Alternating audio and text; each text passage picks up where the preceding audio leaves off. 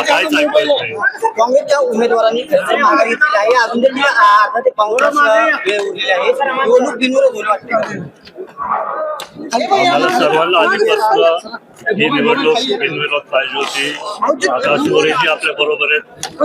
त्यांनी पण आणि त्यांच्या पक्षाने काँग्रेसने पण खूप चांगला निर्णय घेतला. खरं तर ही निवडणूक महत्वाची काय, कारण ही निवडणूक आपण सर्व दादांच्या साठी करत आलोय. दादांनी अनेक दशक महाराष्ट्रासाठी खूप कामं केलेत. विकास काँग्रेस आणि राष्ट्रवादी पण एकत्र होते तेव्हा पण दादा म्हणजे आपली सरकार होती, आता महायुतीची सरकार आहे. पण मला वाटतंय की सगळ्याच पक्षातल्या वरिष्ठांनी चांगला निर्णय घेतला. दादांना तसं खरी आदरांजली म्हणून हा निर्णय घेतलाय आणि मी त्यांच्या सर्वांचा खूप खूप आभार मानतो. तरी पण 23 अर्ज अजूनही बाकी आहे. आता कालपासून आम्ही सर्व सगळ्याच उमेदवारांना भेटतोय. जितके आपण फॉर्म्स माघारी घेऊ शकतो तेवढा प्रयत्न चाललाय.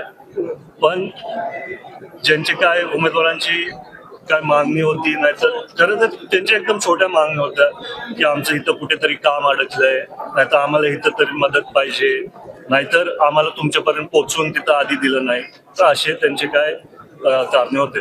बारामतीच्या उमेदवारांनी बऱ्याचशा उमेदवारांनी अर्ज मागे घेतलेत, परंतु आपण बघतो की यामध्ये आता इतर जिल्ह्यातील उमेदवारांचे अर्ज आहेत. त्याच्यामध्ये उदाहरण द्यायचं झालं तर सातारा जिल्हा असेल, सोलापूर जिल्हा असेल, बीड जिल्ह्यातील अशा उमेदवारांनी उमेदवारी अर्ज या निवडणुकीमध्ये ठेवलेले आहेत. अशा उमेदवारांना आपण काय सांगाल?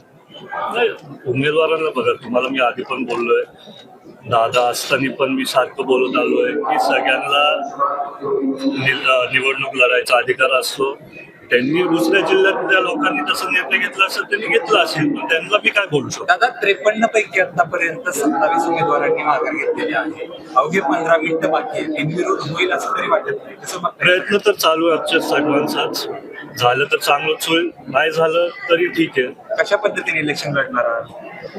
आता पहिला बघू आपले पुढचे उमेदवार कोण आहेत. आकाश मोरेजी आपल्या बरोबर आहेत. एक मोठा पक्ष म्हणून त्यांनी तिथं उमेदवारी दाखल केलेली, पण त्यांनी तो माघारलाय. तर आता कुठेतरी आम्हाला पण मनाला बरं वाटतं की सगळेच पक्ष एकत्रित येऊन दादांसाठी ही निवडणूक लढतील आणि भविष्यात त्यांच्या पण पक्षाचे काय कुठले प्रॉब्लेम वगैरे असतील, अडचणी असतील, त्याच्यात आम्ही त्यांना नक्कीच साथ देऊ. काँग्रेसचे आभार मानताय?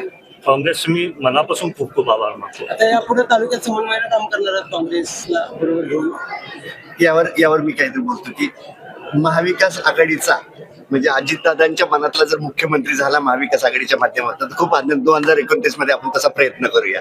दादा मला सांगा, बारामतीकरांचं दुःख अजूनही कमी झालेलं नाही.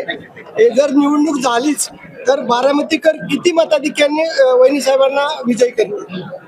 मला वाटतं 1,00,000च्या वरतीच जाईल मताधिक्य. आता खरं तर प्रचाराचा नारळ कनेरीला फुटतो. कशा पद्धतीने नियोजन असेल त्या संदर्भात काय सांगा? अजूनही प्रयत्न चालू आहे ही निवडणूक बिनविरोध करायची. जर नाही झाली तर आपण त्याच्याबद्दल मी तुम्हाला भविष्यात सांगेल. पण मला वाटते जर तशी वेळ आलीच तर दादांच्यासाठी आमच्या मनात आहे की कनेरीला जाऊन पाया पडायचे आणि तिथं आपली पहिली सभा व्हायची. तर त्या दिवशी नुसतं तिथं जाऊन बसायचं, दादांना एक श्रद्धांजली म्हणून तिथं अर्धा तास बसायचं. त्या दिवशी प्रचार नाही करणार आणि त्याच्या पुढे आपण ठरवू. सभा होणार त्या दिवशी तिथे? नाही, सभा मी नाही करणार. आत्मचिंतन त्या ठिकाणी जाऊन बघतो. हो, ओके, धन्यवाद.